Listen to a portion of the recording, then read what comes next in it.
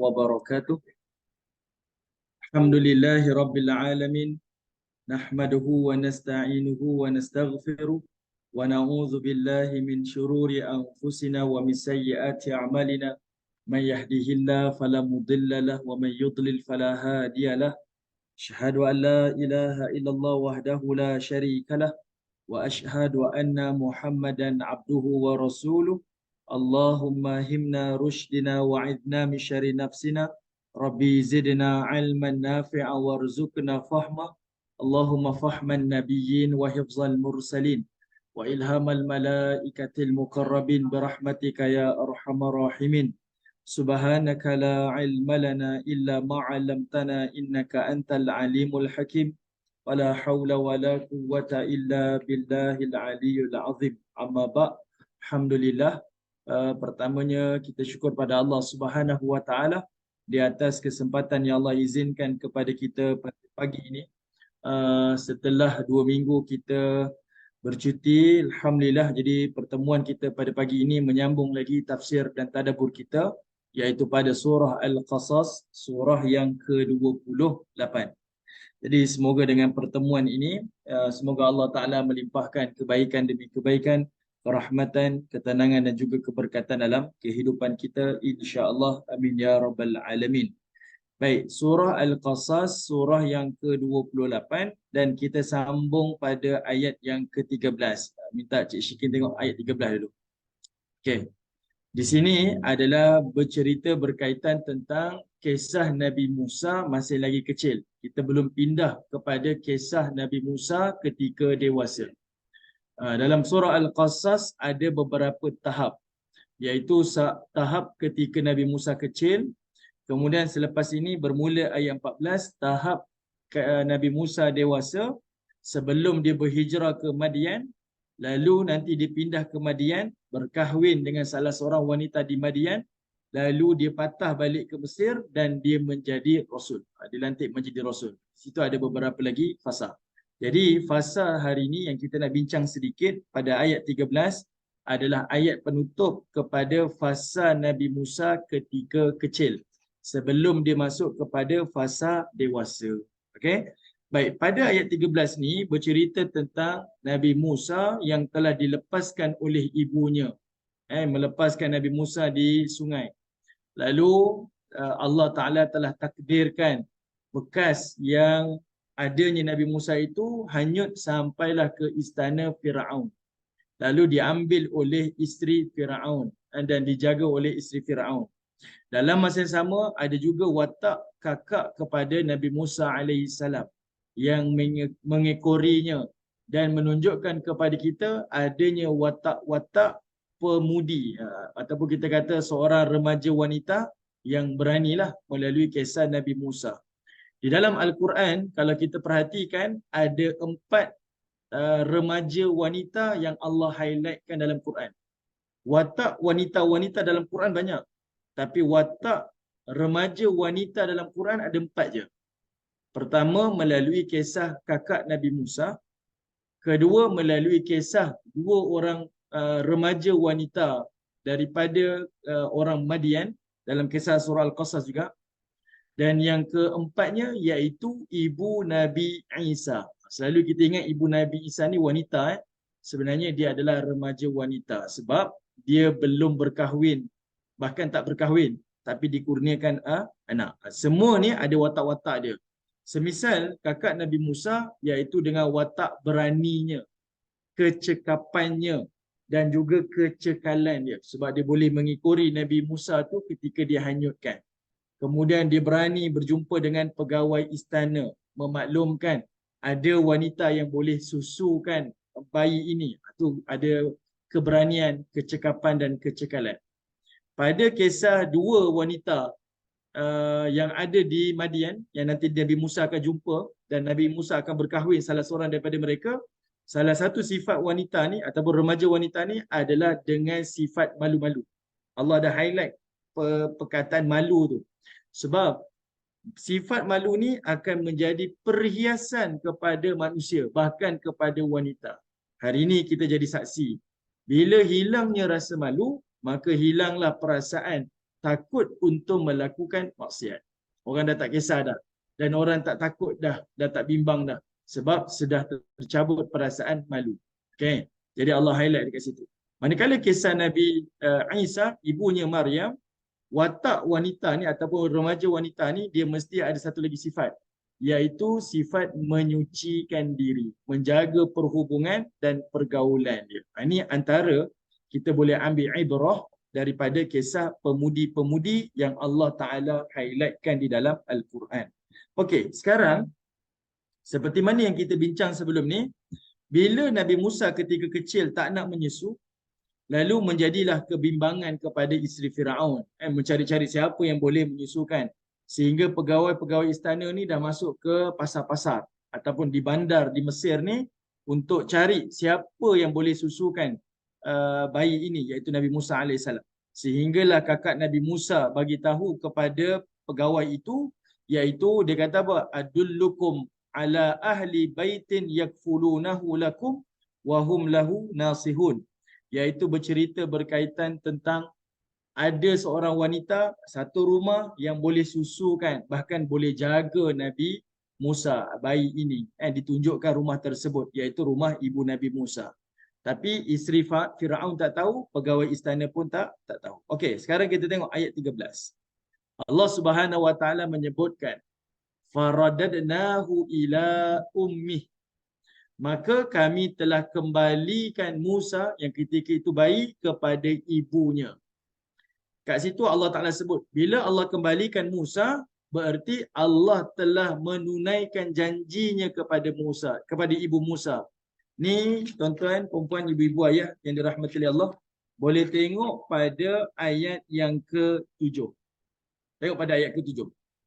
Okay, kalau kita patah balik kepada ayat yang ke-7, di situ Allah Ta'ala ada sebut, wa auhayna ila ummi Musa. Kami beri ilham kepada ibu Nabi Musa untuk lepaskan anak dia. Kemudian kat situ juga Allah Ta'ala sebut, inna ra'adduhu ilaiki wa ja'iluhu minal mursalin. Yang mana Allah Ta'ala berjanji, kami akan kembalikan Musa itu kepada kamu. Okay. Dari sini Allah Ta'ala menunaikan janjinya pada ayat 13. Jadi pada ayat 13 Allah sebut ada 4 perkara. Apa benda yang Allah Ta'ala janji? Pertama Allah kata apa? Kai taqarra ainuha. Pertama Allah Ta'ala kata apa? Supaya ibu Nabi Musa kembali senang hati. Seorang ibu hilang anak daripada pandangan dia, apatah lagi dia tahu anaknya itu dalam keadaan yang mencemaskan, tanyalah pada mana-mana ibu. Dia tak akan lalu nak makan, dia tak akan lalu nak tidur, dia tak akan mampu buat apa sahaja. Fikirannya, jiwanya hanya pada seorang anak. Jadi sebab itu Allah Ta'ala highlightkan. Perkara pertama Allah kembalikan Nabi Musa kepada ibu dia. Pertama Allah Ta'ala highlightkan supaya taqarra ainuha. Dia menyenangkan hati ibu dia. Seorang ibu ni bila dia nampak anak dia selamat, lega dah. Dia call anak tak angkat. Berhari-hari. Telefon kawan kata saya tak tahulah anak makcik kat mana. Kita akan rasa nervous lah. Sampailah kita hubungi anak kita kata, Assalamualaikum mak, Assalamualaikum ibu, hati perasaan seorang ibu tu lega. Okay. Itu namanya taqarra ainuha. Pertama. Kedua, wala tahzan. Kami juga akan menghilangkan duka citanya. Ketiga,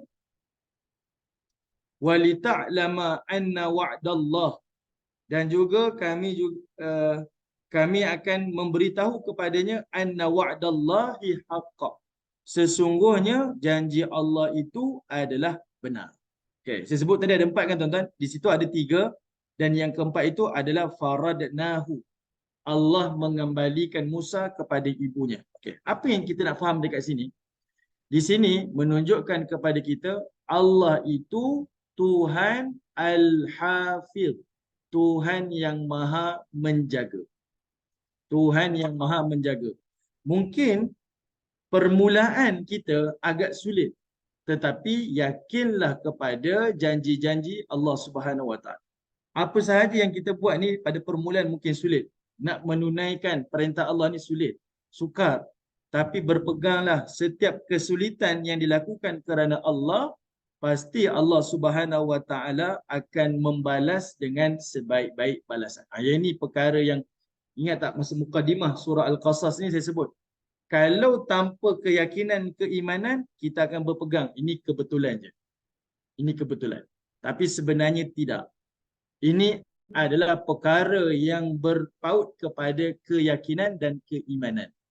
Okay, dia bukan lagi soal kebetulan. Sebab itu baginda Nabi SAW didatangkan dengan kisah Musa ini ketika mana Nabi sedang berdakwah. Sebab nak bagi tahu kesulitan-kesulitan kamu yang telah ditetapkan oleh Allah ni ada kebaikan di penghujungnya. Ada kemanisan di penghujungnya. Sebab mentaati perintah Allah memang sukar, memang sulit. Tetapi dijanjikan dengan kebaikan-kebaikan di pengakhirannya. Itulah dengan kita sebagai orang mukmin. Okey. Apa sahaja yang kita lakukan, kita akan rasa sulit. Tetapi selagi mana kita lakukan kerana Allah Subhanahu Wa Taala, maka Allah Taala akan membalas dengan sebaik-baik balasan. Baik, kita ambil satu contoh hadis daripada baginda Nabi sallallahu alaihi wasallam berkaitan tentang ibadah puasa. Okey, berkaitan dengan ibadah puasa. Pada ibadah puasa, kalau tuan-tuan ingat dalam satu hadis yang disebutkan oleh baginda Nabi SAW, iaitu riwayat Al-Imam Tirmizi, Nabi kata apa? Lisaim farhatan. Bagi orang yang berpuasa ada dua kegembiraan. Farhatun hina yuftir. Pertama, kegembiraan ketika berbuka. Wa farhatun hina yulqa rabbah. Dan yang kedua, kegembiraan ketika mana bertemu dengan Tuhannya. Kenapa Nabi sebut dua kegembiraan ni? Sebab pada pelaksanaan ibadah puasa, siapa orang yang suka dihalang untuk melakukan apa yang menjadi fitrah. Fitrah dia nak makan, dia tak dapat makan. Dia tinggalkan makanan kerana ketaatan pada Allah. Fitrah manusia perlukan kepada minuman, tapi dia tinggalkan minum dia adalah kerana ketaatan pada Allah. Fitrah manusia adalah memenuhi keinginan syahwat dia di jalan yang halal melalui perkahwinan, perhubungan di antara suami dan isteri. Tapi ditinggalkan kerana Allah Subhanahu Wa Taala. Nabi sebut siapa yang mengalami, yang melakukan ketaatan ni sukar untuk dia meninggalkan fitrah dia, lalu dia melakukannya, Allah Ta'ala jamin melalui lidah Nabi, Allah akan balas kepadanya dua kegembiraan. Pertama, kegembiraan ketika berbuka. Tonton kalau tengok dalam hadis, Nabi sebut wa farhatun hina yuftir. Perkataan berbuka tu disebut sebagai iftar, kan orang Melayu sebut iftar. Iftar tu artinya fitrah. Iftar datang daripada perkataan yang sama, iaitu fitrah. Kita kembali kepada fitrah kita balik. Tadi tak boleh makan, fitrah kita perlu makan, makanlah. Sebab ia perintah Allah. Waktu berbuka. Waktu tadi tak boleh minum, sekarang boleh minum. Waktu tadi tak boleh buat hubungan-hubungan ni, sekarang dah dibenarkan. Maka Allah nak tunjukkan, dalam kesulitan melakukan ketaatan pada Allah, setiap kali penghujung kepada ketaatan, pasti ada kegembiraan dan kemanisan. Okay? Kegembiraan dan kemanisan. Pasti ada. Mungkin kita pernah sebut dulu masa kuliah bulan Ramadan, perhatikan seorang wanita yang berpuasa dan seorang wanita yang uzur. Dia duduk dalam majlis berbuka puasa, tetapi perasaan kekal tidak sama. Dia berpuasa, lalu dia berbuka. Kegembiraan tu tak sama ketika mana dia berbuka, namun dalam keadaan dia uzur. Maksudnya dia tak puasa, tapi majlis berbuka dia datang. Bersama dengan keluarga dia makan. Tapi kegembiraan itu tak sama. Sebab kemanisan hanya Allah berikan kepada orang yang telah melakukan ketaatan. Begitulah dengan ibadah-ibadah yang lain. Setiap ibadah yang kita lakukan ada kesulitan dan kepayahan. Ada perkara yang kita rasa sukar. Tapi yakini di penghujung ibadah itu ada kemanisan dan kegembiraan. Okay? Dan Nabi tambah lagi dalam satu hadis yang sama. Nabi kata apa? Bukan sekadar kamu rasa gembira ketika berbuka, bahkan wa farhatun hina yulqa rabbah. Bahkan kamu akan gembira bertemu dengan Tuhan kamu. Apa maksud gembira dengan Tuhan ni? Iaitu kegembiraan di hari akhirat. Orang yang berpuasa, dia dapat pahala yang tidak ada limit. Sebab pahala beribadah puasa ni hanya ada di sisi Allah Subhanahu Wa Taala. Tak ditentukan kadar dia. Kalau kita baca Quran, satu huruf 10 hasanah. Betul kan? Kalau kita salat jamaah, kita dapat 25 ataupun 27 hasanah. Kali ganda daripada salat bersendirian. Disebutkan dia punya ganjaran. Tapi pada ibadah puasa tidak ada. Allah Subhanahu Wa Taala menyebutkan orang yang berpuasa hanya untuk aku dan aku sahaja yang akan berikan ganjaran kepadanya. Jadi dia akan pulang kembali kepada Allah di hari akhirat dan dia akan lihat pahala-pahala ibadah puasanya itu dijamin adalah pahala yang farhah, yang mendatangkan kegembiraan. Sebab kita tak tahu berapa kali lipat Allah Ta'ala menggandakan ganjaran berpuasa. Okey, saya nak bayangkan tadi macam mana kita melakukan satu ketaatan yang sukar dijamin dengan kegembiraan. Macam itulah dengan ibadah-ibadah yang kita lakukan. Apa yang Allah Ta'ala beri ganjaran kepada ibu Nabi Musa? Disebutkan oleh para ulama tafsir, iaitu ibu Nabi Musa bukan sekadar dihilangkan ketakutan dan kebimbangan kepada anak. Tetapi ibu Nabi Musa juga dilimpahkan dengan rezeki. Apa dia? Iaitu isteri kepada Firaun telah memanggil ibu Nabi Musa. Bila dia tengok Nabi Musa ni mampu menyusu, ibu ni mampu menyusu Nabi Musa, lalu dipanggil oleh isteri Firaun datang ke istana. Lalu ditawarkan kepada isteri ni, isteri Firaun tawarkan kepada ibu Musa, kamu duduklah di istana, kami akan taja sponsor seluruh kehidupan kamu dan anak ini. Sebab dia menyangka ini adalah ibu, bukan ibu kandung, dia tak tahu ini ibu kandung. Tapi kata ibu Nabi Musa, saya tak boleh. Sebab saya ada suami dan saya ada anak-anak yang memerlukan saya. Boleh tak anak ni saya kembalikan ke rumah saya dan saya akan jaganya di rumah. Isteri Firaun bersetuju. Dan apa yang dia lakukan? Iaitu dia telah sponsor. Kalau tengok di sini dia kata apa? Segala kecukupan Nabi Musa ini telah dicukupkan. Pakaiannya, kebaikannya, segala keperluannya termasuklah nafkahnya. Bukan sahaja Nabi Musa, tapi keluarga yang menjaga Nabi Musa. Bukan. Bukan. Jadi bukan sekadar hilang perasaan tu, rasa takut tu, bahkan Allah Ta'ala lipat gandakan dengan rezeki yang melimpah-limpah. Mungkin dahulu dia sulit dengan pekerjaannya, sekarang ni dia rasa senang sebab sudah ada bantuan daripada istana terus kepada rumah ni. Ini nak tunjukkan bila seseorang melakukan ketaatan kepada Allah, Allah beri rezeki yang melimpah-limpah. Tadi saya bincang dengan Puan Syimah pun maklumkan. Sahabat kami daripada Colombia kan, Abdul Hamid, dia pun tak sangka rezeki macam tu. Dah sampai dia pun tak tahu, tiba jumpa orang Colombia, pelajar Madinah sebagainya. Kita boleh lihat, di situlah sebenarnya setiap kesulitan yang kita lakukan di jalan Allah Subhanahu Wa Taala, Allah Taala lah yang memegang rezeki dan dialah yang memudahkan, yang memberikan segala macam kebaikan, kenikmatan kepada orang-orang yang melakukan ketaatan kepada. Ini bukan kebetulan tuan-tuan, tetapi ini adalah keimanan dan keyakinan kita kepada Allah Subhanahu Wa Taala. Allah Taala takkan sia-siakanlah kebaikan-kebaikan yang kita lakukan. Okey, baik. Sebab itu ayat 13 tu di penghujung tu Allah kata apa? Walakin, akan tetapi, aktsarahum, majoriti daripada kamu, la ya'lamun, kebanyakannya tidak mengetahui. Majoriti kita tuan-tuan tak merasa yakin dekat part ni lah yang kita rasa tak yakin. Majoriti kita tak rasa yakin sebab kita hanya menilai nikmat itu pada permulaan. Saya kalau buat macam ni, saya tak boleh kerja macam ni. Contohlah, saya tak boleh teruskan ni. Saya ada je kita rasa halangan, kesulitan dekat situ. Sedangkan buat sahaja apa yang Allah perintahkan, taati sahaja apa yang Allah perintahkan, Allah Ta'ala lah yang akan memberikan segala kemudahan dan segala kenikmatan. Ini keyakinan kita kepada Allah Subhanahu Wa Ta'ala. Bahkan saya rasa ramai yang mengalami pengalaman yang sama kan. Kita buatlah satu pertubuhan atas kerja dakwah. Permulaan kita rasa sukar, sulit. Macam-macam kita fikirkan. Boleh ke ni? Boleh ke ni? Tapi bila kita dah berjalan, Allah Ta'ala temukan kita dengan orang-orang yang membantu kita, yang memudahkan kita. Dan akhirnya dakwah tu mampu dilaksanakan. Yang penting permulaan tu mesti dilakukan. Okay? Sebab Allah nak tengok pada usaha kita, keyakinan kita dan tawakal kita kepada dia. Adanya keyakinan, tawakal dan usaha kita, selepas itu Allah Ta'ala akan datangkan pertolongan dan bantuan daripada kita. Okay. Jadi dekat situ tuan-tuan, mudah-mudahan kita tak termasuklah kategori orang yang menjadi majoriti tak tahu tu. Dengan adanya ayat ni dan kita mempelajari ni, menjadikan kita golongan minoriti yang yakin dan tahu dengan kebesaran Allah Subhanahu wa taala.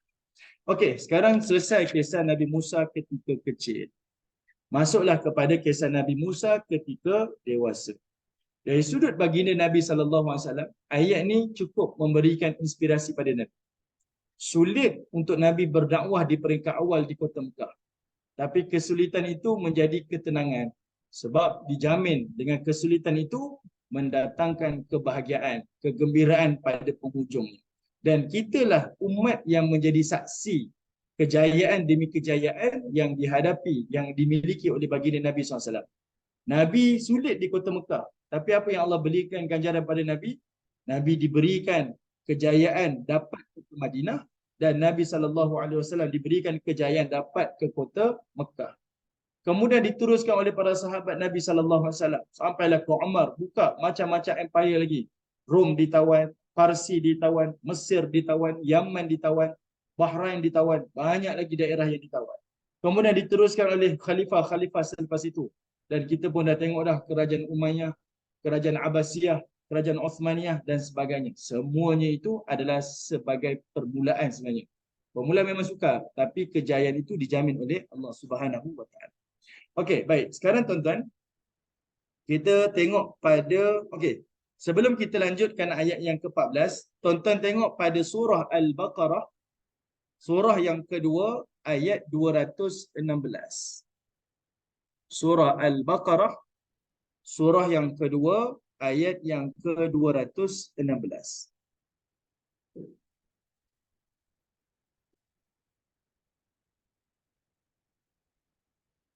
Okey. Ayat ni menjadikan kepada kita dalil. Okay, contoh pada ayat ni bercerita tentang peperangan.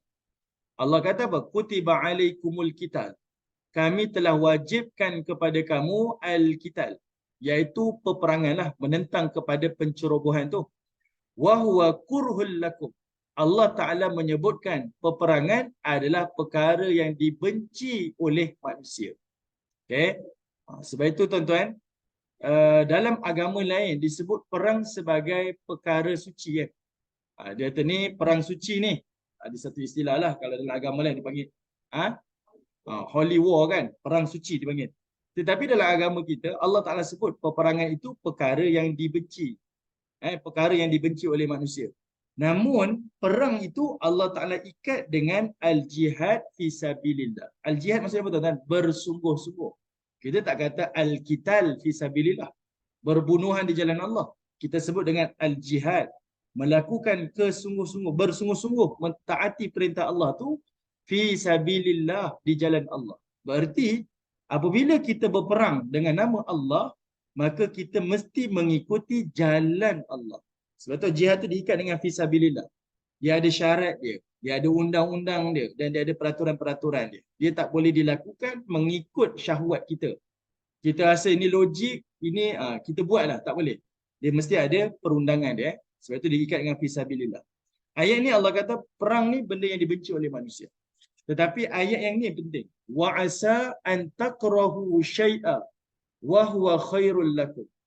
Iaitu kata Allah, boleh jadi, wa asa, boleh jadi takrahu syai'a, perkara yang kamu benci itu, wa huwa khairul lakum, benda itulah yang baik untuk kamu. Okey. Wa asa an tuhibbu syai'a, boleh jadi perkara yang kamu sukai itu, wa huwa syarrul lakum, dan dia adalah keburukan bagi kamu. Wallahu ya'lamu wa antum la ta'lamun. Yang ini sentiasa mesti dalam fikiran kita. Demi Allah lah Tuhan yang maha mengetahui dan kamu manusia tidak akan tahu apa-apa pun tentang perkara ni. Jadi sebabkan kita tak tahu, maka taati sahaja perintah Allah Subhanahu wa taala. Taati, ikuti apa sahaja yang Allah Taala perintahkan. Boleh jadi hati kita tak suka, tapi itulah yang terbaik untuk kita. Boleh jadi perkara tu kita suka, tapi dia tak baik untuk kita, bahkan keburukan untuk kita semua. Termasuklah dalam hal yang kita bincang ni lah, kisah Nabi Musa tadi ni. Ikutkan nak buang anak tu perkara yang dia tak suka, tetapi itulah yang terbaik untuk ibu Musa dan keluarga Musa, termasuklah Nabi Musa.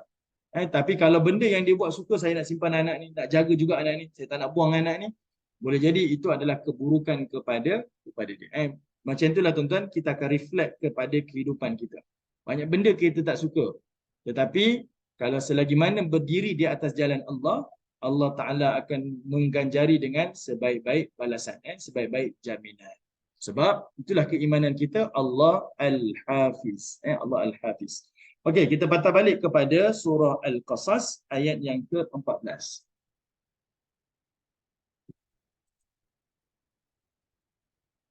Okey, kita akan tengok lagi. Iaitu ayat yang ke-14 berkisah kepada kisah Nabi Musa ketika dewasa. Ini kisah sebelum Nabi Musa diangkat menjadi Rasul. Okey. Allah Subhanahu Wa Taala tak menyambung apa yang berlaku kepada Nabi Musa ketika kecil. Tak sambung dah. Okey. Cuma yang kita tahu Nabi Musa tu telah menjadi anak angkat kepada Firaun. Sebenarnya itu adalah penghinaan kepada Firaun. Yang dia mengaku sebagai Tuhan, konon dialah yang mengawal seluruh apa yang ada di Mesir. Lalu tiba-tiba Allah Ta'ala menyebutkan manusia yang dia yakini akan merobohkan empire-nya, rupa-rupanya manusia itulah yang dijaga oleh Firaun. Manusia itulah yang ditatang oleh keluarga Firaun. Okey. Baik, kita ayat 14. Walamma balagha ashuddahu wastawa. Allah Ta'ala kata apa? Dan ketika mana balagha ashuddah, telah tibanya waktu ashuddah, iaitu peringkat umur yang cukup. Ashuddah ni maksudnya umur yang matang, dewasalah. Wastawa, dan kesempurnaan. Perkataan sempurna ni, wastawa ni sempurna. Kesamarataan ataupun kesempurnaan. Dia ada dua. Pertama dari sudut akal fikirannya, kematangan dari sudut akal dia. Dan yang kedua adalah kematangan ataupun kesempurnaan dari sudut fizikal kekuatan dia. Dua-dua sama. Okay, ini keistimewaan Nabi Musa. Diberikan kesempurnaan dari sudut akal dia, kematangan pada fikiran dia. Yang kedua adalah kesempurnaan daripada kekuatan dia. Kenapa Allah highlight perkataan wastawa ni? Sebab Allah nak bagi tahu ujian kepada Nabi Musa selepas ni, yang dia telah membunuh seorang lelaki Kibti. Okey. Ayat ni tuan-tuan, dia sama dengan ayat yang Allah Ta'ala sebut tentang kisah Nabi Yusuf AS. Kalau tuan-tuan baca kisah Yusuf, tuan-tuan akan jumpa ayat yang sama juga. Allah Ta'ala kata Yusuf naik sampai satu usia, lalu diberikan hukman wa ilma, hikmah dan juga pengetahuan. Lepas ayat tu Allah Ta'ala cerita Nabi Musa diuji dengan ujian isteri kepada Al-Aziz Mesir. Ayat yang sama, dia rentetan, dia perkara yang berulang. Nabi Yusuf membawa Bani Israel masuk ke Mesir. Nabi Musa dia membawa Bani Israel keluar daripada Mesir. Cerita yang sama tuan-tuan, berulang. Okey, ayat yang sama. Okey, setelah datang ayat ni, pasti lepas ni datangnya ujian-ujian kepada Nabi ni. Okey. Baik. Kemudian Allah kata apa? Atainahu. Dan kami telah memberikan kepada Musa itu hukman wa ilma. Hikmah dan juga pengetahuan. Kebijaksanaan dan juga dengan pengetahuan. Hukman wa ilma di sini tuan-tuan adalah merujuk kepada diberikan kenabian. Kalau tuan-tuan buat nota, hikmah dan juga pengetahuan ini adalah diberikan an-nubuwah, iaitu diberikan kenabian. Maksudnya Allah nak cerita ni. Inilah sebab macam mana Nabi Musa diangkat menjadi Nabi. Diangkat menjadi Rasul. Allah nak berikan kepada Nabi Musa ni. Sebelum dia jadi angkat jadi Rasul ni, inilah peristiwa yang berlaku kepada Musa. Wa kadzalika, dan demikian itulah najzil muhsinin. Kami akan membalas orang yang muhsin. Orang yang memperbaiki amalan ataupun ganjaran ataupun balasan kepada orang yang melakukan kebaikan. Okey, di sini ada dua perkara tuan-tuan. Pertama, tuan-tuan tengok perkataan kadzalika. Kadzalika ni kita jumpa banyak kali dah. Bila sebut kadzalika, selalu kita terjemahkan yang demikian dan demikianlah. Sebenarnya kadzalika tu dari sudut bahasanya dia perkara yang berulang. Kalau dahulu Allah balas kepada orang yang buat baik macam tu, begitulah Allah Ta'ala akan balas orang yang buat baik pada masa kini. Dan begitulah Allah Ta'ala akan buat baik kepada orang yang buat baik pada masa hadapan. Benda tu berulang. Maksudnya dia bukan hanya berlaku kepada Musa balasan itu, tapi kepada setiap kali sepanjang zaman kepada orang-orang yang al-muhsinin. Contoh, kita baca dalam surah Al-Anbiya. Allah cerita tentang kisah Nabi Nabi Yunus alaihissalam. Kan Nabi Yunus alaihissalam ni telah ditelan oleh ikan. Dia berlayar, ditelan oleh ikan. Lalu dia bertaubat. Allah kata apa? Wa najjaynahu minal gham. Kan? Fastajabna lahu wa najjaynahu minal gham. Allah kata Nabi Yunus doanya dimustajabkan. Lalu dia ni diselamatkan daripada kesulitan dia, kesusahan dia, Nabi Yunus. Lalu Allah kata apa? Wa kadzalika nunjil mu'minin. Begitulah kami ni akan membantu orang-orang yang beriman. Allah guna perkataan wa kadzalika. So siapa yang beriman melakukan seperti mana amalan Nabi Yunus, bertaubat ketika kesulitan dan sebagainya, Allah datangkan bantuan, pertolongan dan segala macam lah seperti mana Nabi Yunus alaihissalam. Jadi macam inilah ayat ni Allah kata wa kadzalika. Siapa yang terus berterusan buat baik, demikianlah Allah akan berikan balasan. Dulu Yusuf buat baik. Kita dah bincang surah Yusuf. Allah Ta'ala sebut Nabi Yusuf ni betul-betul baik sebanyak 4 kali dalam surah Yusuf. Al-Muhsinin 4 kali. Apa dia? Pertama, waktu dibuang di dalam perigi. Nabi Yusuf keluar daripada perigi, dia tak ada hasad pun kepada abang dia. Tuan ingat kan saya pernah bincang dulu kan kisah Yusuf. Dia buang dalam perigi, dia tak rasa hasad pada abang dia. Kalau saya marah lah. Kalau saya sendirilah, mesti kita akan rasa marah pada abang kita. Kenapalah dia buang saya? Saya ni kecil. Saya ni naif, tak tahu apa-apa, kenapa dia buang? Tapi tidak pada Yusuf. Dia tak ada rasa hasad pada abang dia.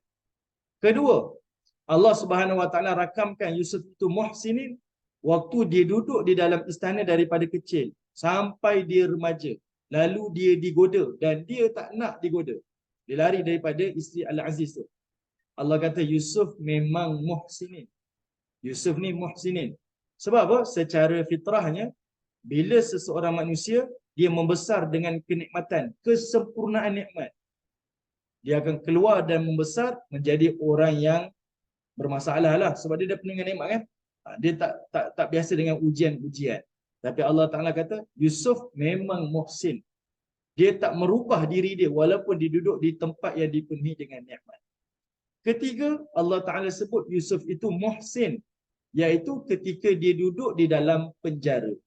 Melalui ucapan daripada kawan dia, banduan, yang mengatakan, Yusuf, kamu ni memang muhsin. Tolonglah takwilkan mimpi raja kami ni.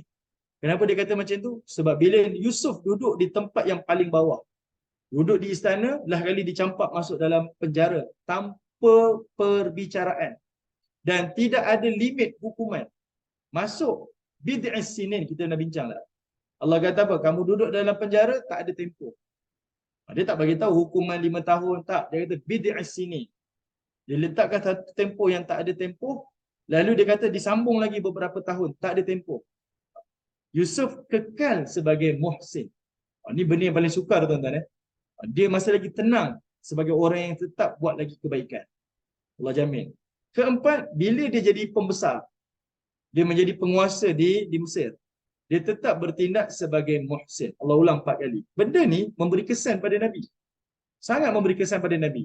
Sebab itu Nabi SAW dalam peristiwa Fathu Mekah, tahun ke-8 Hijriyah, Nabi SAW dia masuk balik kota Mekah, tawan kota Mekah, solat di dalam Kaabah, lalu Nabi buka pintu Kaabah. Ketika itu orang Mekah dah berhimpun dah di Masjidil Haram nak melihat baginda Nabi SAW. Dan apa hukuman yang akan Nabi jatuhkan kepada orang Mekah yang dahulu memusuhi Nabi. Nabi mengulangi ucapan Nabi Yusuf AS ketika waktu itu.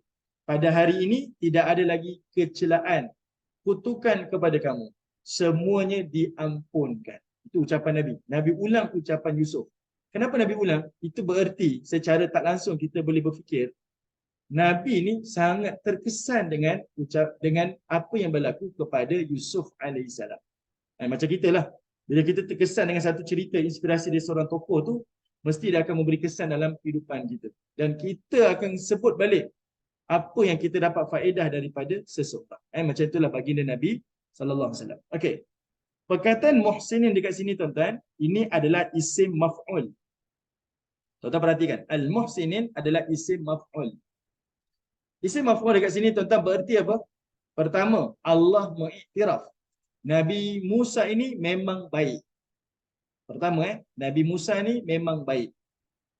Kedua, muhsinin ni bererti Nabi Musa ni kekal dalam keadaan baik. Dia baik satu perkara tuan-tuan, tapi kekal dalam kebaikan ni sukar. Kita memang baiklah. Tapi bila bawa kereta, mulalah. Ni biasa kan tuan-tuan. Sebab itu saya kalau bawa kereta buka kopiah lah. Nanti takutlah kita potong barisan ke, langgar lampu isyarat ke tuan-tuan. Orang kata, yang bawa kereta tu yang pakai kopiah ya. Kita tak naklah orang nampak buruk kan. Jadi kita tahu sedar diri. Kita ni bukan orang baik pun. Tapi bila disebut muhsinin, dia bukan sekadar baik, tapi dia ni kekal dalam kebaikan. Kekal dalam kebaikan. Di mana tempat dia berada, dia kekal dalam kebaikan. Yang tu yang saya sebut tadi kisah Yusuf tu. Macam itulah dengan Musa. Dan yang ketiganya, yang lebih istimewanya, walaupun dibalas dengan keburukan, Nabi Musa ni tetap dibuat kebaikan. Ini benda yang disebut sebagai isim maf'ul. Ada 3 benda.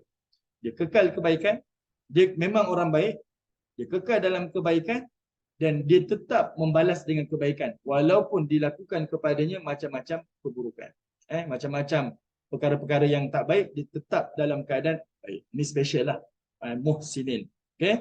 Jadi orang-orang macam ni Allah Subhanahu Wa Taala akan memberikan balasan-balasan yang luar biasa. Nabi Yusuf dapat diberikan kenabian, diberikan kedudukan yang tinggi, kemuliaan. Itu special.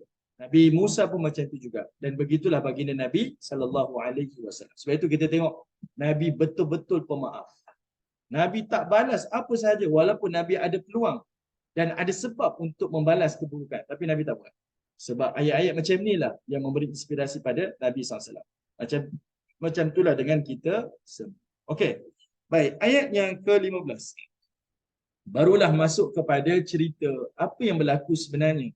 Punca awal yang menyebabkan Nabi Musa keluar daripada Mesir, pindah ke Madian, lalu patah balik daripada Madian ke Mesir, lalu dilantik jadi Rasul. Allah pun bercerita, wa dakhalal Madinah. Dan dia pun masuk ke pekan Mesir. Dia kan duduk kat istana tuan-tuan. Nabi Musa ni duduk istana kan. Dia membesar di istana. Lalu dia pun masuk ke pekan, ke bandar. Ala hina ghaflatin min ahliha. Dan ketika itu orang-orang yang berada di bandar Mesir ni, ataupun dalam sebahagian tafsiran para ulama tafsir, iaitu di pasar-pasar Mesir ni, dalam keadaan ghaflah. Orang utara sebab apa? Dia apa? Saya lupa lah. Dia perkataan yang hampir sama dengan ghaflah ni. Apa orang Penang sebut saya ingatlah. Leceh Ustaz. Macam tu Apa? Leceh. Macam mana? Ghaflah ni dia sebenarnya macam dalam keadaan, kan kita tambihul ghafilin kan. Ini adalah apa istilah kita, tambih ni macam peringatan pada orang-orang yang lalai. Ghafal ni maksudnya lalai, peringatan pada orang-orang yang lalai. Okey, jadinya ni maksudnya ghaflah ni peringatan pada orang-orang yang lalai. Okey, jadinya ni maksudnya ghaflah ni minta silent kan. Okey, Fauda. Okey. Jadinya, terima kasih Fauda. Tama ya. Okey. Baik, jadinya perkataan ghaflah ni kalau terjemahannya adalah sebagai orang yang lalai. Orang yang lalai. Tapi dari sudut konteks ayat ni, maksudnya orang tak sedar waktu tu. Maksudnya apa? Kalau kita baca dalam tafsir, ghaflatin min ahliha, iaitu pada waktu yang pekan Mesir ni sunyi. Maksudnya orang tak peduli pun. Masa tu orang berehat. Dalam terjemahan tafsir disebut, ni waktu orang berehat. Dan disebut ada 2 waktu. Mungkin orang ralit, tapi kalau ikut dalam penceritaan konteks ayat ni, waktu orang berehat. Dia ada 2. Pertama, iaitu di waktu tengah hari, yang kita panggil sebagai waktu Qailulah. Itu Puan Syima cerita dengan saya, dekat mana orang yang tu? Dekat Spain dia ambil tu kan? Siesta kan? Di Spain ada kan? diorang ambil waktu Qailulah tu untuk berehat sebagai power nap kan. Okey. Jadi di Mesir macam tu ada budaya dia. Di tengah hari dia tidur. Tapi hari ini orang Arab daripada pagi dia tidur. Okey, dia bukan tidur tengah hari, dia daripada subuh dia tidur sampai tengah hari. Itu. Bila kita dah buat urusannya, dia kena start lambat sikit. 9, 10 baru start. Dia bukan. Okey, dah terbalik dah lah. Yang di barat pula menghidupkan. Tapi Puan Syimah, saya baru ni kan kita balik daripada Spain kan. Sepanjang kita dekat sana, saya dengan Ustaz Suai duk tengok orang buat demonstrasi ni kat berita. Saya balik ni saya tengok Perdana Menteri Sepanyol, dia mengiktiraf negara Palestin. Saya tak tahu lah, mungkin ada desakan ke apa kan.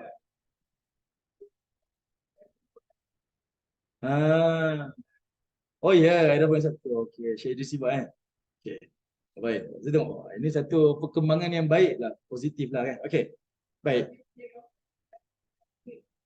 Oh ya, oh dia bagi left wing punya government dia. Okey. Okey. Baik, jadinya dekat sini kita tengok ghaflah dekat sini berarti waktu tu waktu yang di pasar ataupun di pekan Mesir ni tak sibuk. Para ulama tafsir kata pertama di waktu tengah hari, waktu mereka berehat. Waktu senggang lah, waktu berehat. Yang kedua adalah waktu selepas maghrib, antara maghrib ataupun lepas isyak, waktu orang dah kembali tidur. Ni waktu sunyi. Kenapa Allah highlight perkataan ni tuan-tuan? Sebab peristiwa ni ada 2 kali berlaku. Nanti kita akan tengok ada hikmah dia. Okay. Jadi dekat sini perkataan ghaflatin min ahliha, waktu Nabi Musa masuk ke pasar-pasar ni ataupun ke pekan Mesir ni, waktu tu orang di bandar Mesir ni tak banyak, tak ramai. Orang pergi berehat, sama ada waktu tengah hari ada ataupun pada waktu malam. Kemudian Allah pun cerita, fawajada fiha, Nabi Musa bertemu, mendapati pada waktu itu rajulaini, ada 2 orang lelaki. Yaktatilani, dua-dua itu kalau tengok pada terjemahan dekat kita ni dia tulis apa? Iaitu saling berkelahi. Tapi perkataan yaktatilani ni tuan-tuan, dia saling berbunuhan. Maksudnya apa tuan-tuan? Dia bukan berkelahi dah. Dia bergaduh tu sampai nak membawa kepada pertumpahan darah. Sebab itu Allah tak kata berkelahi je. Allah kata yaktatilani. Istilah dia nak bawa kepada perang ataupun pembunuhan. Ini maksudnya kes besar lah tuan-tuan. Tetapi ada beberapa riwayat, cuma saya tak pastikan kesahihan dia, berkaitan tentang orang Kibti dengan orang Bani Israel. 2 lelaki ni, seorang Kibti, seorang Bani Israel. Dia ada isu lah, yang mana orang daripada Kibti ni dia nak memperhambakan kepada orang Bani Israel. Tapi orang Bani Israel tak setuju untuk diperhambakan, dia tak nak. Jadi bergaduhlah pertelingkahan di waktu itu. Ni Lisa aku nak campur orang kemelang. Cubit ni kan. Okey. Okey, hampir berlaku kepada pembunuhan. Okey, baik. Sekarang kita tengok. Siapa yang bertelagah ni Allah pun highlight. Hadza min syi'ati. Seorang daripadanya adalah daripada syi'ati. Iklan tak apa, okey. Syi'ati. Syi'ati tu siapa tuan-tuan? Syi'ati tu adalah daripada golongan Nya. Nya tu adalah Musa. Golongan Musa, iaitu orang Bani Israel. Wa hadza min aduwi. Dan satu lagi itu daripada musuhnya. Siapa musuhnya? Iaitu Kibti, orang Mesir. Okay? Jadi Allah Ta'ala sebut 2 ni. Bertelagah ni kita faham tuan-tuan.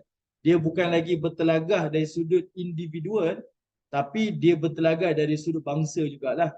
Kat situ kan kita dah tengok cerita awal macam mana Firaun meletakkan kedudukan Bani Israel hina di sisi mereka. Bani Israel ni dijadikan sebagai perhambaan kepada bangsa Kibti. Jadi sebab itu Allah guna perkataan adu. Adu ni artinya musuh. Satu daripada bangsa Nabi Musa, Bani Israel, satu lagi daripada musuh dia, iaitu bangsa Kibti.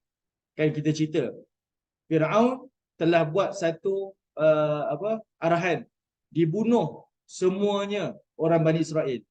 Lalu orang Kibti tak sokong. Dia kata kalau dibunuh semua tak ada orang jadi hamba. Firaun tukar lagi sekali dia punya arahan. Kita bunuh setahun, kita kekalkan setahun. Okey.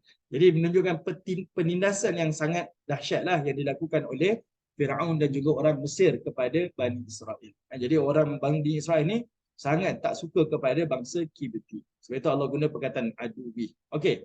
Kemudian Allah pun sebut fastaghathahul ladzi min syi'ati. Lalu pada waktu itu fastaghatha. Kat sini Allah gunakan perkataan istighasah. Ini kalau tuan-tuan tengok orang isu bincang tentang tawassul, bincang berkaitan dengan istighasah. Istighasah ni tuan-tuan tengok di sini, iaitu meminta pertolongannya. Siapa yang minta pertolongan ni? Allazi min syi'ati.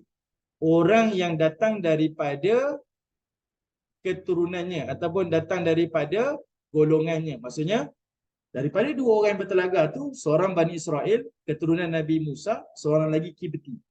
Yang minta pertolongan Musa adalah daripada golongan Musa, iaitu orang Bani Israel minta tolong kepada Nabi Musa. Fastaghatha. Maksudnya dia minta pertolongan kerana dia ditindas. Kerana penindasan tu dia minta pertolongan kepada Nabi Musa. Okey. Tuan-tuan tengok keyword ni tuan-tuan. Keyword ni dia akan membezakan dengan satu lagi cerita lepas ni. Okey. Jadi dia minta tolong kepada Nabi Musa. Alalladzi min aduwih. Dia minta pertolongan ke atas musuh dia. Maksudnya Bani Israel minta tolong Nabi Musa supaya tolong dia selamatkan daripada gangguan musuh dia, iaitu gangguan daripada orang Kibti. Okey, Kibti. Jadi Nabi Musa ni dia pun nak membantulah dia punya kaum dia, golongan dia. Apa dia buat? Fawakazahu. Maka dia pun fawakaza. Fawakaza ni tuan-tuan, dia sebenarnya menolak dada. Fawakaza. Tuan-tuan boleh tengok dalam kamus Ma'ani. Wakaza artinya menolak dada. Menolak dada. Tetapi kalau tuan-tuan tengok di sini, dia terjemahkan sebagai apa? Iaitu menumbuk. Ataupun sebahagian tafsir diterjemah sebagai meninju. Meninju. Sebenarnya, niat Nabi Musa ni hanya menolak, menghalang. Wakaza, dia menolak, menghalang. Tetapi dia tak sedar, dia memiliki kekuatan yang Allah Ta'ala sebut istawa sebelum tu. Dia memiliki kesempurnaan kekuatan fizikal. Menyebabkan dia tolak tu, mati orang tu. Mati. Okey. Dia tolak dan orang tu mati tuan-tuan. Fawakazahu. Musa tolak orang tu, faqada alaihi. Dan orang tu pun mati. Faqada alaihi. Telah ditetapkan kepadanya, iaitu kematianlah kepada dia. Dia tolak je, mati orang tu. Qala, lalu kata Musa, lepas Nabi Musa tolak orang tu mati, qala, Musa pun kata, hadza min amali syaitan. Ini adalah kerja syaitan. Innahu, sesungguhnya syaitan itu aduwwum, musuh, mudillum mubin, musuh yang menyesatkan dan musuh dan kesesatan yang nyata. Okey. Baik, tuan-tuan yang dirahmati Allah Subhanahu wa taala. Ini menunjukkan apa tuan-tuan? Iaitu dialog Nabi Musa setelah dia bunuh orang Kibti ni dan dia menyesal. Okay, dia menyesal. Kerana apa tuan-tuan? Kalau betul Nabi Musa memang berniat nak bunuh orang Kibti, mati orang tu sepatutnya dia rasa hebat. Saya mampu bunuh dia dengan sebelah tangan. Betul. Tolak mati. Kalau Nabi Musa ada niat nak bunuh, orang tu mati pula, mestilah dia rasa, tengok saya ada power, saya boleh matikan orang. Tapi tuan-tuan, menunjukkan kepada kita Nabi Musa tidak berniat nak membunuh. Dia tak ada niat nak membunuh. Dia tidak sengaja. Sebab itu bila dia dah terbunuh seorang ni tanpa sengaja, dia pun menyesal. Dan dia kata apa? Inilah kerja syaitan. Kenapa Nabi Musa kata ini kerja syaitan tuan-tuan? Bukan Nabi Musa ni nak salahkan syaitan. Tapi Nabi Musa nak bagi tahu kerja syaitan lah untuk menambahkan lagi masalah. Sebab Nabi Musa ni kerjanya adalah sebagai orang yang mendamaikan. Kan? Dia sifatnya mendamaikan. Dia tak suka pertelingkahan. Sebab itu dia datang membantu. Tapi sebabkan tanpa sengaja tu menyebabkan terbunuh dan menimbulkan isu yang lebih besar lagi. Sebab itu dia kata ini kerja syaitan. Sebab syaitan sahaja yang menambah-nambah masalah. Syaitan sahajalah yang menjadikan seorang ni bermusuh dengan seorang ni. Dan sampai membawa kepada pembunuhan dan sebagainya. Okay. Yang itu yang sebenarnya highlight Nabi Musa. Dia rasa sesal dan dia bagi tahu. Sebenarnya syaitanlah kerjanya membawa kepada aduun. Kita bermusuh dengan syaitan sebab syaitan menjadikan kita manusia ni saling bermusuhan. Dan menjadikan kita dengan manusia ni mudil, menyesatkan. Syaitan itu bersifat musuh dan menyesatkan. Dan dia menjadikan manusia ni dengan bisikan-bisikan dia bermusuhan dan menyesatkan. Okay? Itu sebenarnya highlight daripada Nabi Musa AS. Okay. Baik, tuan-tuan yang dirahmati Allah. Ayat berikutnya, pada ayat yang ke-16. Lalu Nabi Musa pun bertaubat. Nabi Musa pun bertaubat. Kata Nabi Musa, qala. Lepas dia menyesal, tuan-tuan, dia pun kata, Rabbi inni, wahai Tuhanku. Tuan-tuan perhatikan perkataan Rabbi dekat situ. Wahai Tuhanku. Kenapa kita terjemahkan sebagai Tuhanku, tuan-tuan? Rabbi dekat situ diterjemahkan sebagai Tuhanku, tapi tak ada huruf ya. Sepatutnya perkataan di situ Rabbu kan? Tapi kenapa kita kata Rabbi? Bahkan diterjemahkan sebagai wahai Tuhanku. Sepatutnya mesti huruf dia Rob, Ba, Ya. Rabbi, Tuhanku. Tapi Allah Ta'ala buang huruf ya tu, dikekalkan Rabbi, Ba saja. Kenapa? Okey. Di sini tuan-tuan tengok. Minta Cik Syikin cuba tengok pada surah Al-Kafirun.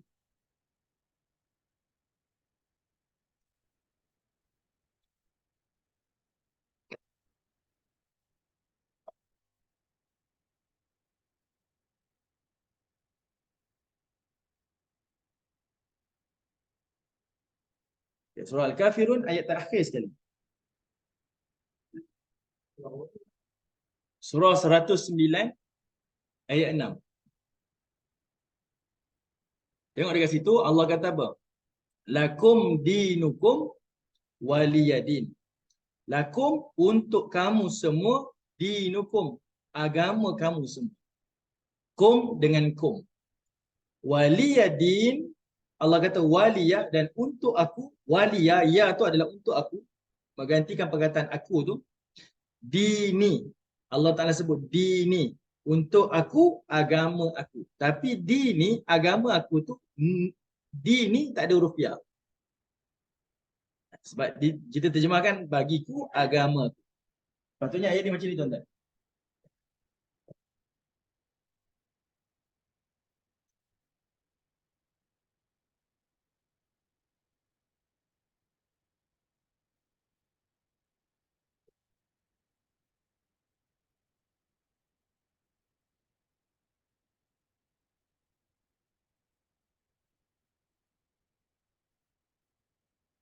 Perkataan ni dibuang.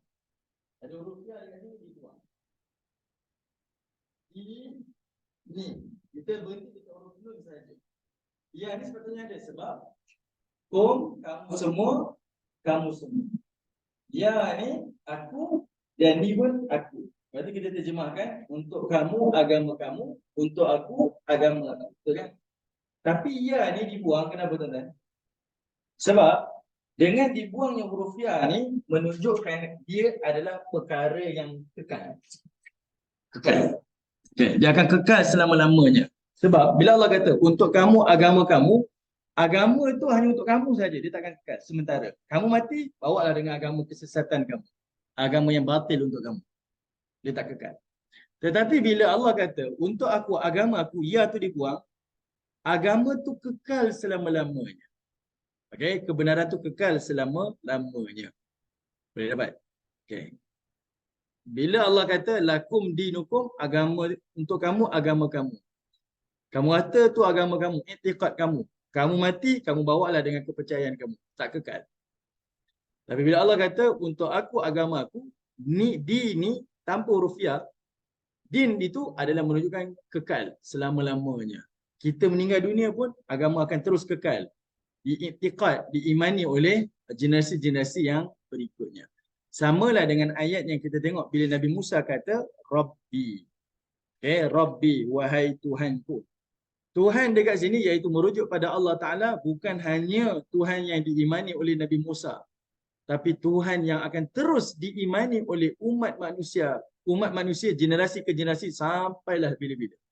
Dan setelah Nabi Musa diteruskan oleh nabi-nabi yang berikutnya, sampailah ke baginda Nabi SAW beriman kepada Tuhan yang diimani oleh Nabi Musa AS. Okay, sebab itu perkataan Rabbi itu tanpa huruf ya. Tapi dibariskan huruf bawah kan? Rabbi, wahai Tuhanku. Kekal Tuhan yang sama.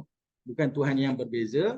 Ini dari sudut usul bahasa Arab lah. Sebab itu bila orang Yahudi yang pada zaman Nabi yang faham bahasa Arab ni, dia tahu perkataan Rabbi ni seperti mana Tuhan yang didoakan oleh Musa, Nabi dia dalam kitab Taurat tu, itulah Tuhan yang diimani oleh baginda Nabi sallallahu alaihi wasallam. Itu hikmah dia. Okay, Rabbi. Lalu Nabi Musa pun kata, inni zalamtu nafsi. Sesungguhnya aku menzalimi diriku sendiri. Minta maaf, minta Cik Syik kejap. Ustaz buka surah mana? Tengok surah Al-Qasas, patah balik. Okey. Surah Al-Qasas ayat 16.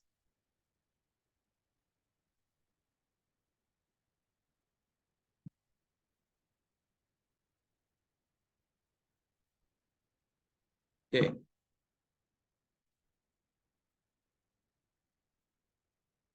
Tengok Allah Ta'ala sebut, Nabi Musa pun menyebutkan, inni zalamtu.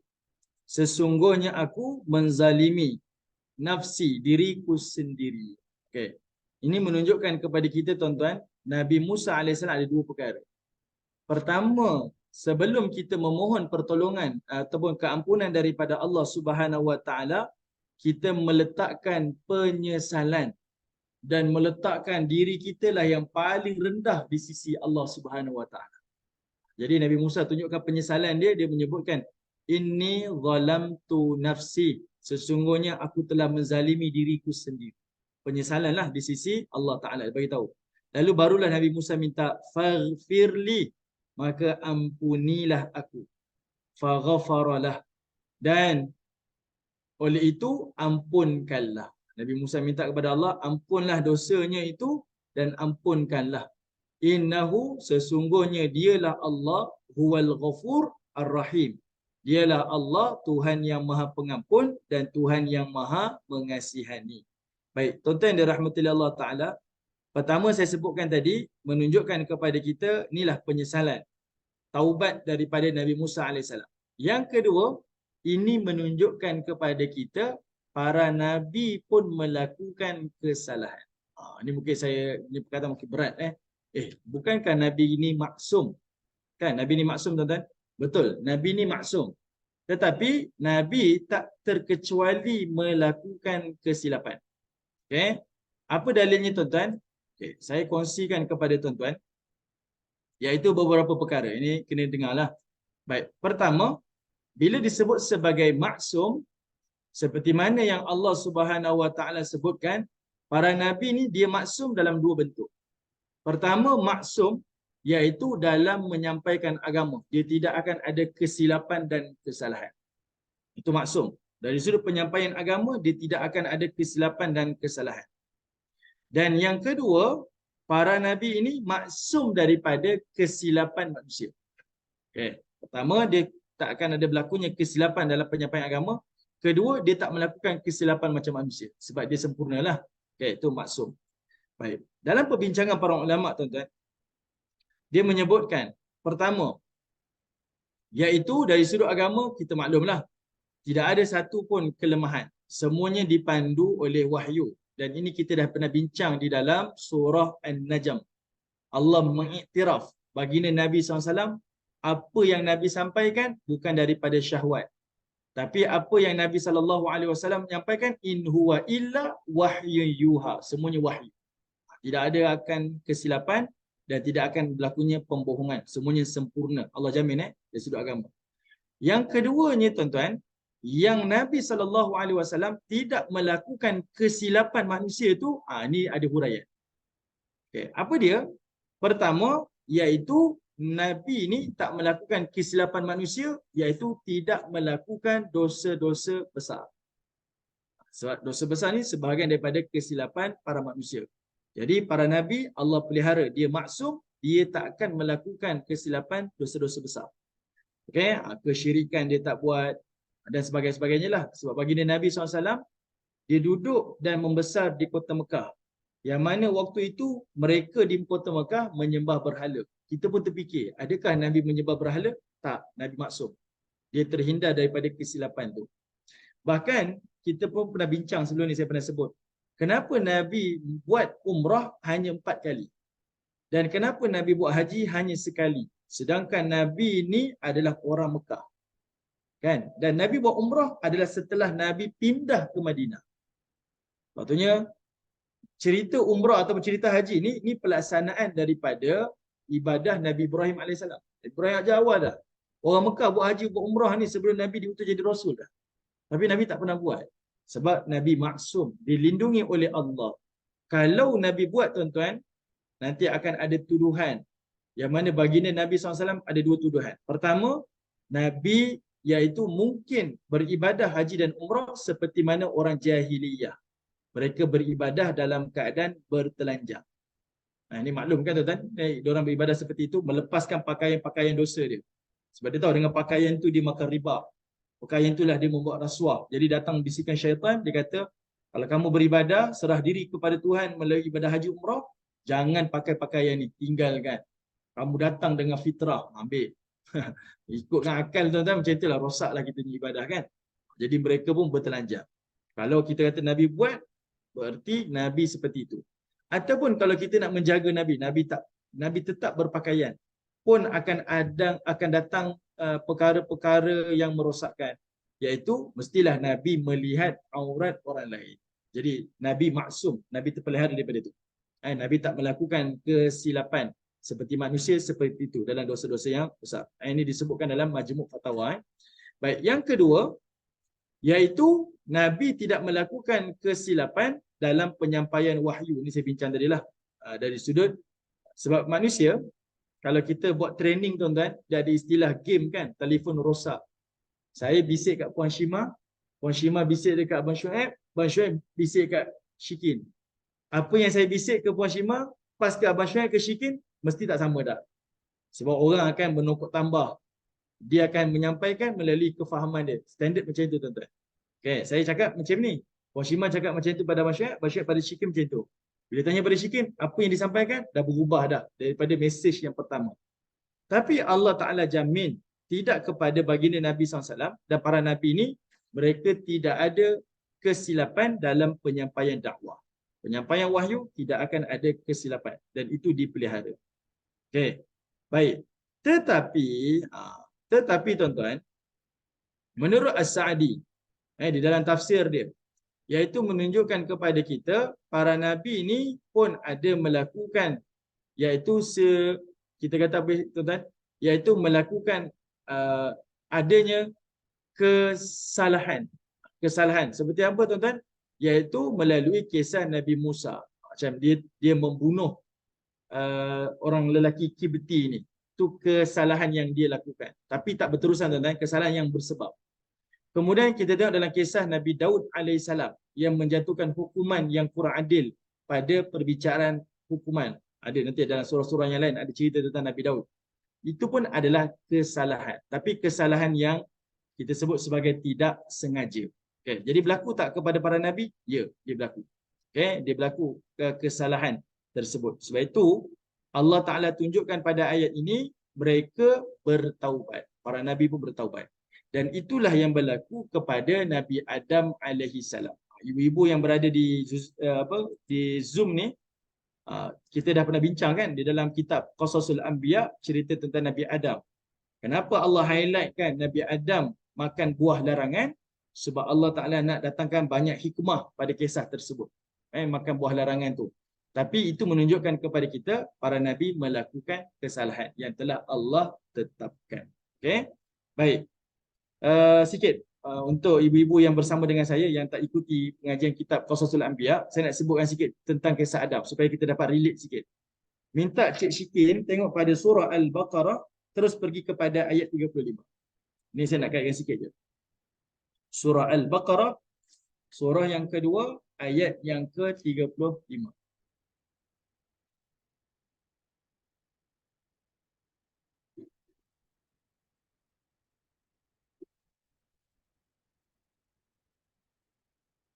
Okey. Tuan-tuan tengok dekat sini tuan-tuan. Allah Ta'ala kata apa? Wa kulna, dan kami iaitu Allah telah berfirman, ya Adamuskun anta wa zawjukal jannah. Kamu dan isteri kamu tinggallah di dalam syurga Allah. Tuan-tuan, saya nak bawa tuan-tuan tengok kepada konteks ayat. Nabi Adam alaihissalam diciptakan oleh Allah. Lalu bila dah sempurna penciptaan, diperintahkan kepada iblis dan malaikat untuk sujud kepada Adam. Itu menunjukkan kepada kita Adam ni Allah cipta dengan kesempurnaan lah, kesempurnaan. Tetapi tuan-tuan, bila Allah Ta'ala rakamkan kisah Adam dalam Quran, Allah cerita tentang yang Adam melakukan kesalahan. Dia seolah-olahnya macam benda yang kontradik. Okay, kontradik. Kenapa saya kata kontradik? Semisal kita ada seorang anak yang kita sayangi, seorang je, anak tunggal. Kita sayang anak ni. Tapi bila cerita dengan orang, kita cerita keburukan anak. Pelik kan? Selalunya kita akan cerita kebaikan anak ni sebab ni ya anak saya ada. Mesti kita akan cerita anak ni baguslah, dia dengar cakap saya, solat tak tinggal, bangun awal, dia ni, benda baik. Tapi Allah Ta'ala, dia ciptakan Adam, lalu bahkan diperintahkan malaikat dan iblis sujud kepada Adam. Tapi bila Allah highlight dalam Quran cerita Adam, apa yang Allah bawa tuan-tuan? Cerita Adam makan buah larangan. Yang di-highlightkan tu adalah kesilapan Adam. Sedangkan kisah Adam duduk dalam syurga, Allah tak cerita pun.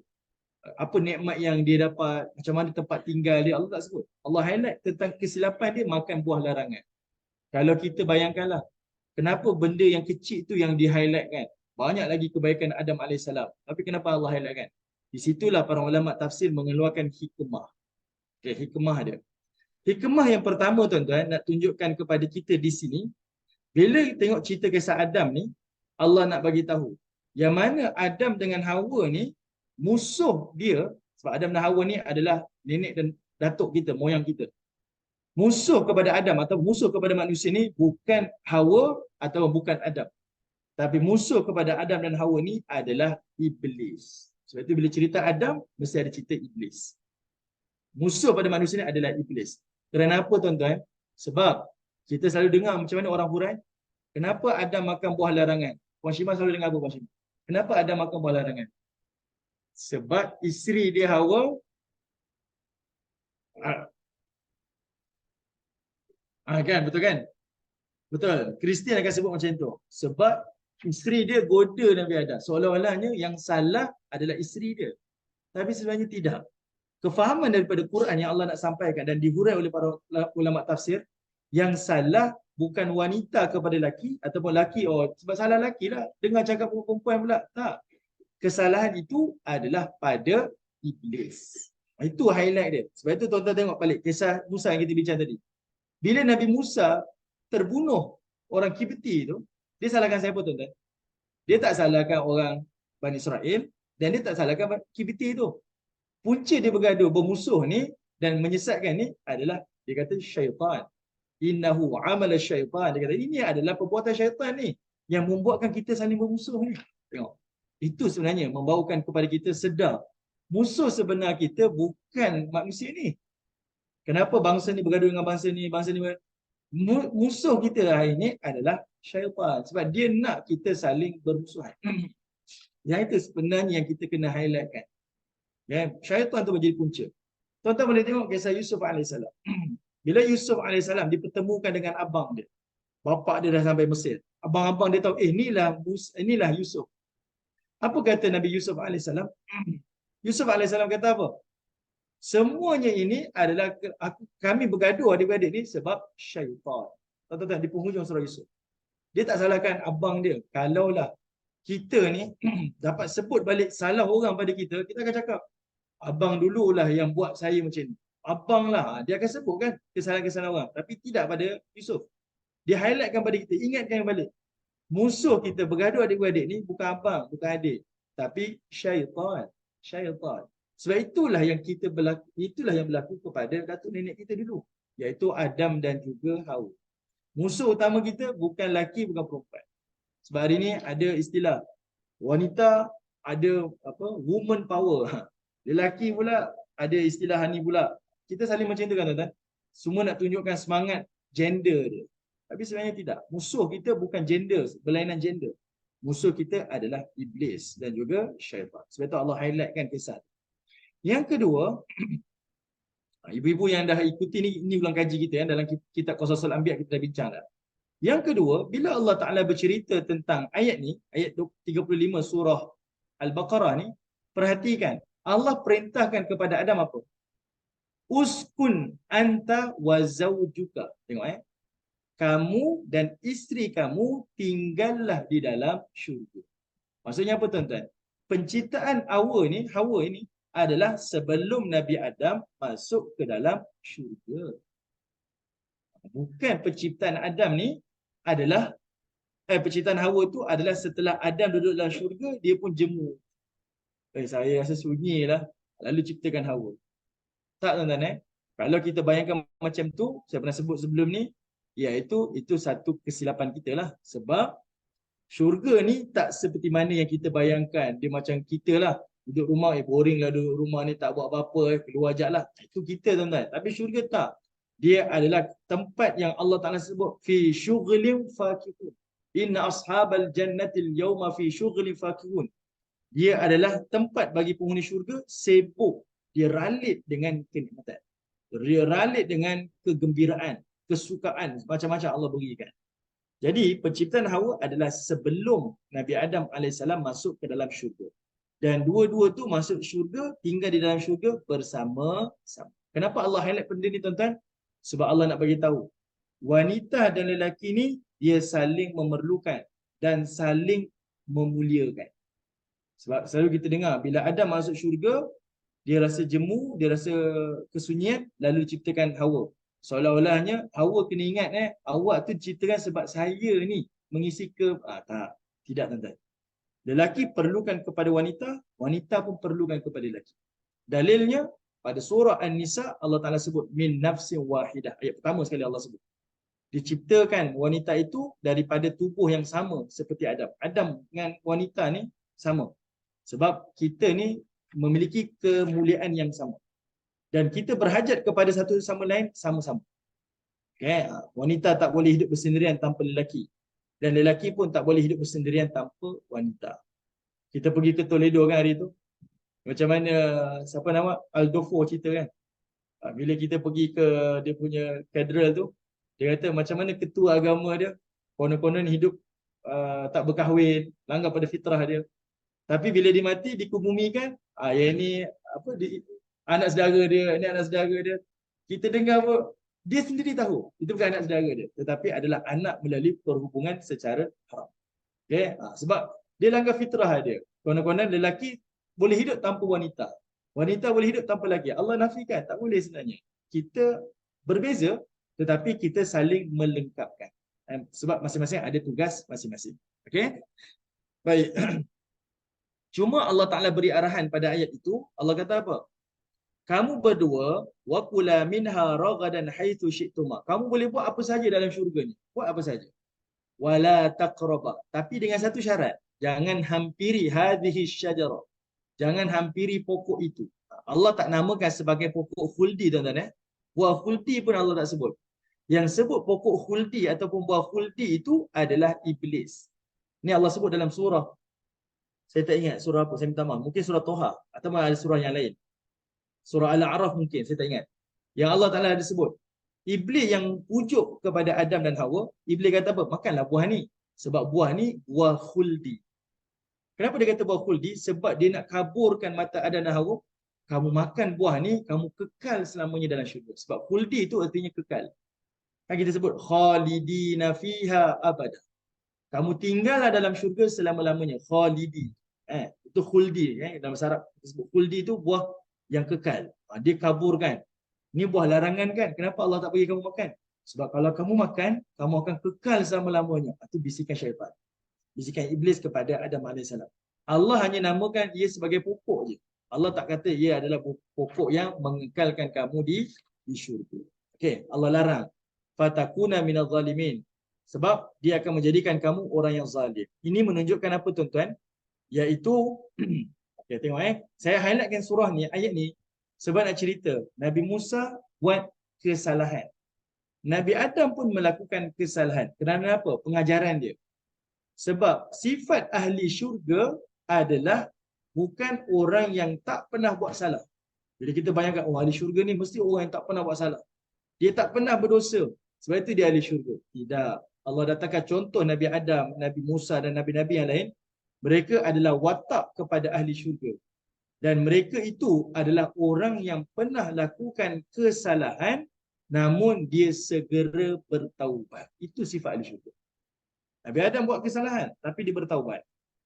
Nabi Musa alaihissalam melakukan kesalahan dan dia bertaubat. Jadi bila kita buat salah tuan-tuan, ayat ni memberi semangat pada kita. Bila kita buat salah bukan bererti telah tertutup selamanya pintu syurga untuk kita. Sebab orang buat dosa dia akan kata apa? Saya tak layak masuk syurga lah. Saya ni dah tak bersih dah. Saya rasa Allah tak boleh terima amal saya dah. Saya ni. Itu biasa tuan-tuan. Manusia akan kata macam tu. Bahkan kita pun tengok bila orang buat dosa, orang macam ni tak ada harapan. Itu mulut kita. Oh, dia ni memang saya dulu saya kenal dia. Dia tak ada harapan. Memang orang ni takkan masuk syurga. Jangan tuan-tuan. Sebab Allah datangkan kisah-kisah macam ni. Ni para nabi yang buat ni. Watak ahli syurga, orang yang bukan tak pernah buat dosa. Dia pernah buat. Tapi dia bertaubat. Itu sebenarnya pengajaran yang Allah nak tunjukkan. Kenapa Allah highlight para manusia yang diangkat jadi nabi, yang Allah Ta'ala dudukkan dia di tempat yang mulia, tapi Allah cerita kesilapan dia. Sebab Allah nak highlightkan benda tu, supaya dia jadi semangat kepada orang-orang mukmin ni, buat kesilapan ni memang itu benda yang kita tak boleh elak. Tapi yang Allah nak, kamu kembali pada dia. Serah diri pada dia dan mengakui kesalahan kamu kepada dia. Manakala kalau tuan-tuan tengok dalam kisah Iblis, bila Iblis buat salah dan Allah halau Iblis keluar daripada syurga, Iblis dia buat salah, Adam pun buat salah. Tapi Iblis bila buat salah, dia tak mengaku kesalahan dia. Kan kita selalu dengar ayat yang disebut ana khairu minhu khalaqtani min nar wa khalaqtahu min tin.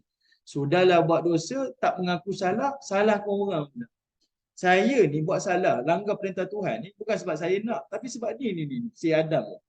Sebab dia dicipta daripada tanah. Saya lebih baik lagi, saya dicipta daripada api. Dia macam tu kan, ada orang jadi macam tu. Ego dia tinggi. Sebab itu Allah kata Iblis tu dia ada apa? Wastakbara. Dia ni dah enggan, degil. Dia wastakbara, dia takabbur. Sahabat Nabi pernah tanya pada Nabi, apa maksud al-kibir? Takabbur ni ya Rasulullah. Pertama, menafikan kebenaran. Yang kedua, dia memandang rendah kepada orang lain. Okay, dia ada rasa sombong kat situ. Yang itu menyebabkan Iblis tu menjadi ahli neraka. Okey? Baik, ini antara tuan-tuan boleh tengoklah ayat-ayat di dalam Al-Quran sebagai pengajaran kepada kita. Memang kisah ni kisah para nabi, tapi sebenarnya ayat itu membawa kepada cerminan kepada kehidupan kita bersama. Okey, baik. Cik Syikin kita patah balik. Kalau tengok ayat 36 surah Al-Baqarah ni, dia berterusan cerita dia. Semua saya ringkaskanlah takut mengambil masa. Fa'azalahumus syaitan anha fa'akhrajahuma, atau ayat yang kita tengoklah. Okey, kita patah balik pada surah Al-Qasas. Kita pergi kepada ayat yang ke-16 tadi kan? Okey. Okey, tengok ayat 16 tadi Allah kata innahu huwal ghafurur rahim. Di situ tuan-tuan perhatikan tuan-tuan, ditekankan innahu, hu tu apa tuan-tuan? Hu. Sesungguhnya. Nya tu apa? Kembali pada apa dhamir tu? Nya. Sesungguhnya Allah. Huwa, dialah Allah. Al-Ghafur, Allah yang Maha Pengampun. Ar-Rahim, dan Allah yang Maha Mengasihani. Tuan-tuan tengok, diulang banyak kali. Allah, Allah, Allah. Hu tu Allah. Huwa pun Allah. Al-Ghafur, Ar-Rahim pun adalah Allah. Nak beritahu dialah yang benar-benar Maha Pengampun dan dialah benar-benar yang Maha Mengasihani. Kadang-kadang kita ada orang tu kita macam ragu-ragu juga. Dia ni insya-Allah lah boleh bantu, tapi saya susah nak cakap jugalah kalau dia free lah. Kalau dia sibuk, kita tak boleh nak jamin tuan-tuan. Susah nak jamin. Dia mungkin boleh bantu, mungkin tak boleh bantu. Okey? Tapi bila disebut berulang, dia apa sesungguhnya nya tu Allah, huwa tu Allah, Al-Ghafurur Rahim. Nak bagi tahu, dialah Tuhan yang benar-benar Maha Pengampun dan dialah Tuhan yang benar-benar Maha Pengasih. Ni bukan cuba-cubaan dah. Ni bukan ragu-ragu dah. Ni bukan hanya telahan-telahan kita, tidak. Tetapi ini adalah kepastian. Kamu bertaubat, berserah diri kepada dia, Allah Ta'ala pasti akan mengampuni dan Allah Ta'ala pasti akan mengasihani. Ini i'tiqad yang diajar oleh Nabi Musa melalui doa dia, dan kita baca ayat ini kita pun rasa kalau kita buat kesalahan, kesilapan, Nabi Musa telah menyebabkan orang lain mati. Kita punya dosa mungkin tak sampai tahap tu. Allah Ta'ala benar-benar maha pengampun dan juga maha mengasihani. Okay? Baik, tengok ayat 17 tuan-tuan. Qala, lalu Nabi Musa pun merayu lagi. Pengulangan merayu Qala, merayu. Dia merintih lagi. Meminta lagi kepada Allah. Rabbi bima an'amta alayya. Sesungguhnya, wahai Tuhanku, bima an'amta, dengan kurniaan nikmat engkau alayya kepada aku. Apa nikmat dekat sini tuan-tuan? Allah Ta'ala sebut tu. Nabi Musa kata, bima an'amta alayya. Dengan kerana nikmat engkau kepada aku. Apa nikmat dekat situ tuan-tuan? Kan tadi dia minta pengampunan kan?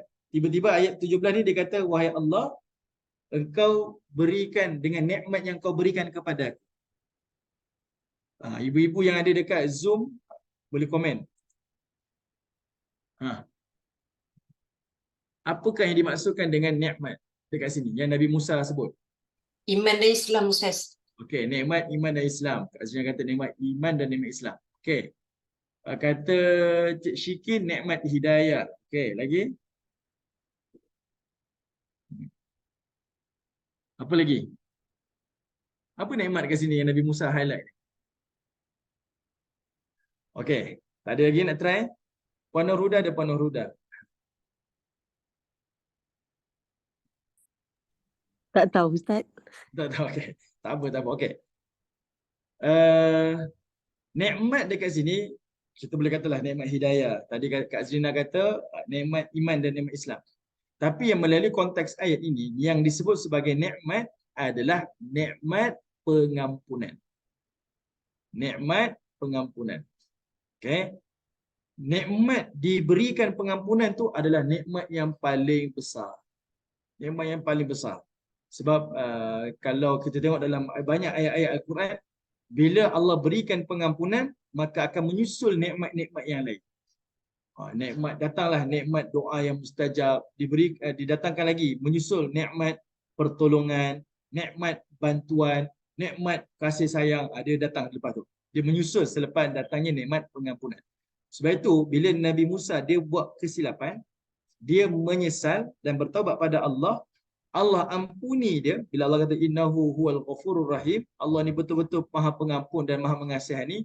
Nabi Musa kata, dengan nikmat kamu ni wahai Allah, nikmat pengampunan, diberikan pengampunan tu adalah nikmat besar dalam hidup dia. Dia pun berjanji dengan Allah, falan akuna zahiran lil mujrimin, kata Nabi Musa. Nabi Musa berjanji apa?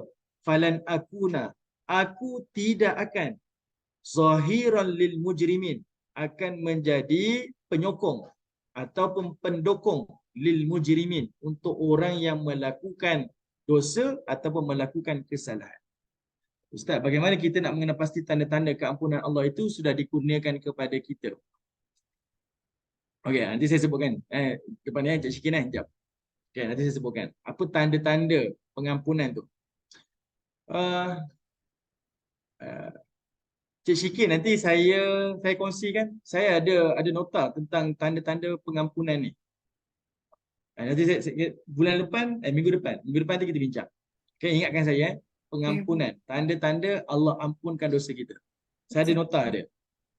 Dan ada beberapa dalil yang Allah Ta'ala sebut sebagai bukti.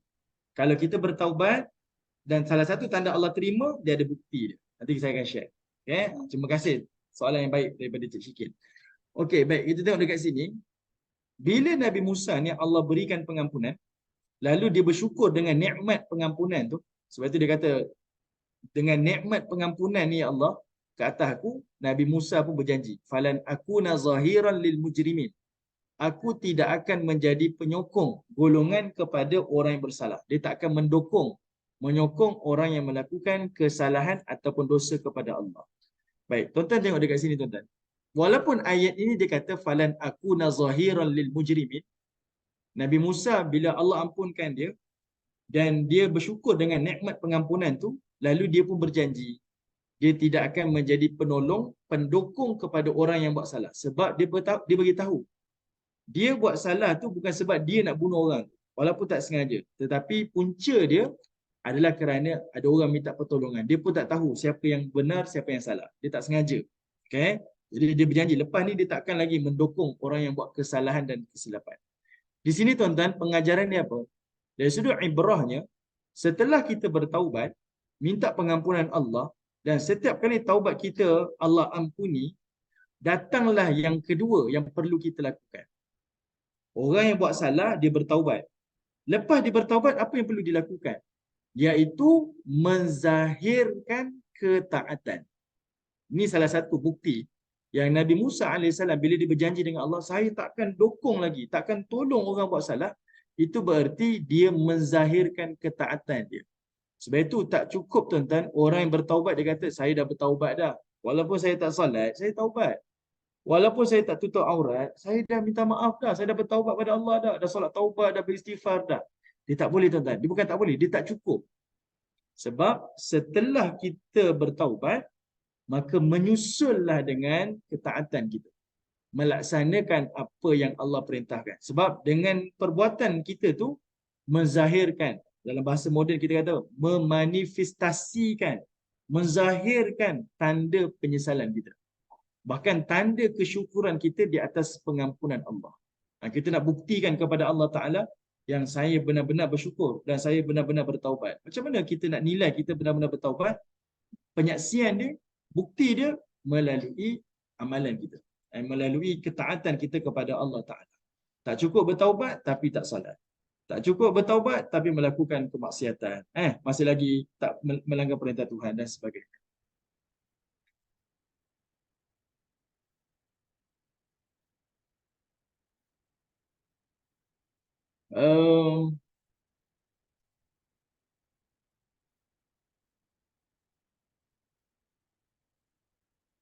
Okey, baik. Okey, baik. Terima kasih. Yang ini saya minta maaf. Nabil namanya, Nabil kan? Laki kan? Laki kan? Kalau saya tak salah lah. Ke Nabila. Okey. Siapa Syikin? Hah? Nabil kan? Okey. Sebab ada juga Nabila, nama Nabil juga. Okey. Okey, baik. Dia kata saya dah lafaz dalam hati. Tapi tak ada action lagi kan? Okay. Sebenarnya syarat memang kalau kita tengok yang ini kita dah pernah sebut dah pada ayat-ayat lain sebelum ni. Sebenarnya kalau kita tengok pada syarat taubat, dia adalah amalan hati, perbuatan hati. Sebab itu syarat taubat disebut apa?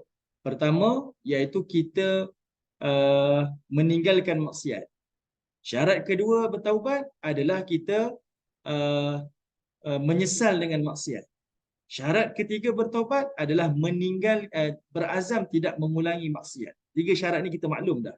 Disebut selalu kan dalam kitab-kitab dan disebutkan juga oleh para ulama kita berkaitan tentang taubat. Ni 3 syarat. 3 syarat ni tuan-tuan, kalau diperhatikan, 3-3 ni adalah amalan hati. Kenapa saya sebut amalan hati? Sebab 3 perkara ni sebenarnya dia berkait dengan waktu ataupun masa. Waktu ataupun masa. Kerana apa? Bila disebut meninggalkan maksiat, syarat pertama meninggalkan maksiat itu merujuk kepada waktu sekarang. Macam mana bertaubat? Ada orang tanya, macam mana saya nak bertaubat Ustaz? Mak, macam mana saya nak bertaubat mak? Tinggalkan maksiat serta merta sekarang. Okey? Selalu kita ni tuan-tuan dimanipulate oleh syaitan. Tak apa, kamu buat je, malam nanti kita solat taubat. Itu selalu tuan-tuan. Tapi akhirnya kita tak bangun pun untuk solat taubat. Sebab kita dimanipulate supaya menangguhkan taubat. Sebenarnya dia merujuk pada waktu sekarang, tinggalkan maksiat serta merta taubat itu. Taubat. Kedua, iaitu menyesal dengan maksiat ni adalah merujuk kepada waktu lepas, masa silam kita. Semua dosa maksiat yang kita lakukan, kita menyesal. Jangan kata saya nak buat, saya menyesal. Menyesal ni apa tuan-tuan? Nak ingat pun tak nak. Jangan kata buat, saya nak ingat pun tak. Tapi hari ni kita tengok, ada orang dia kata dia bertaubat. Penampilan dia, penampilan macam orang yang bertaubat. Tapi disebut dan dicerita balik kesilapan-kesilapan lepas dia. Kalau untuk menjadi pengajaran, okey. Tapi bila dia dah mula berbangga-bangga dengan maksiat yang dia buat, itu hati-hati. Di situ adanya talbis iblis. Okay? Dan yang ketiganya, iaitu berazam tak mengulangi maksiat itu adalah merujuk pada masa hadapan. Okey, kita berjanji dengan diri kita, kita tak akan patah balik, kita tak akan pergi dan kita tak akan mengulangi lagi, dan apa sahaja laluan ke tempat tu saya akan tinggalkan. Itu adalah tanda taubat.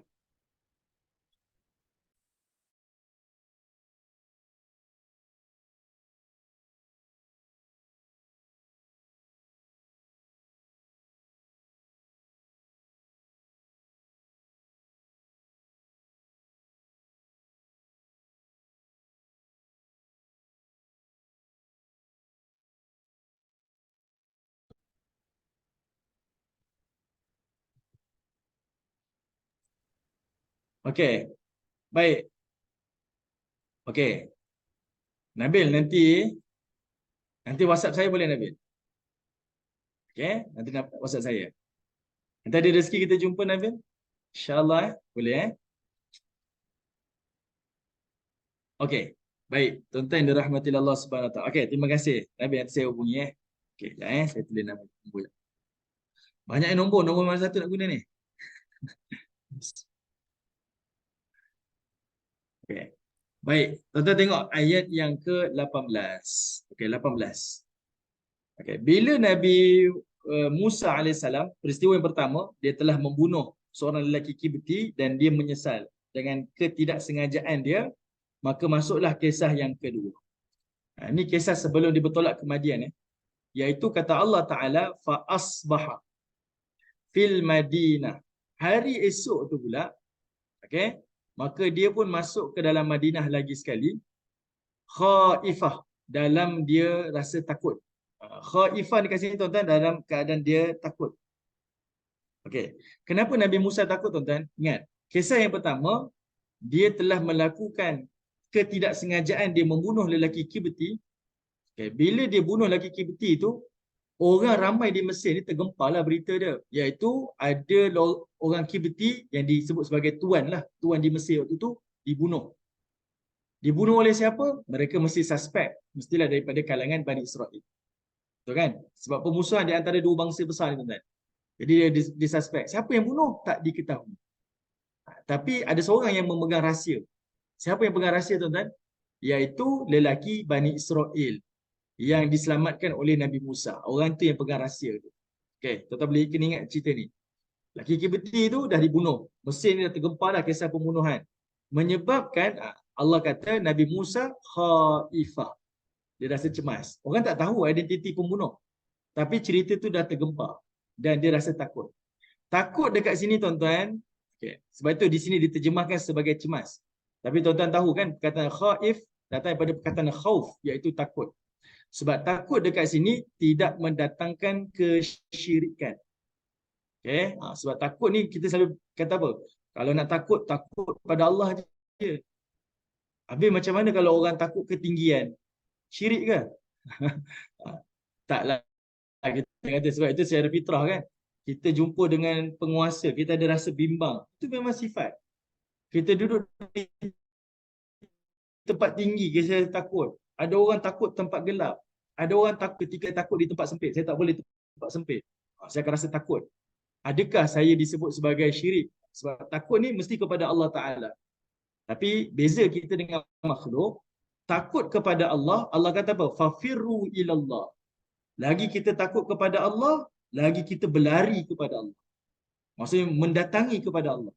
Tapi kalau pada makhluk, lagi kita takut pada makhluk, lagi kita menjauhi daripada makhluk. Okey? Jadi sebab itu Allah Ta'ala sebut perkataan khauf kat sini.